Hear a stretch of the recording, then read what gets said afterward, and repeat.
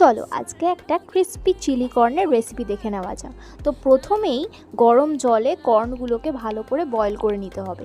তারপর সমস্ত veggies like capsicum, পেঁয়াজ, কাঁচা লঙ্কা, আদা, রসুন, টমেটো এগুলোকে ভালো করে চপ করে নিতে হবে।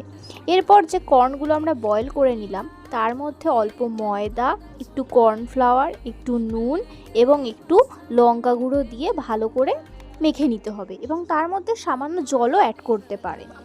এরপর কড়াইতে সাদা তেল গরম করে ছোট ছোট কর্নের বল শেপ দিয়ে ওগুলোকে ভেজে নিতে হবে। কর্ন বলগুলো মোটামুটি গোল্ডেন কালার হয়ে গেলেই তুলে নিতে হবে। এবার তারপর ওই তেলের মধ্যেই সমস্ত ভেজিস দিয়ে ভালো করে নুন এবং গোলমরিচ গুঁড়ো দিয়ে ভাজা ভাজা করে নিতে হবে।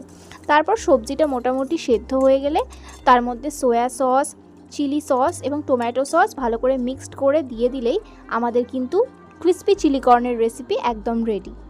রেসিপিটা কেমন লাগলো অবশ্যই জানাবেন।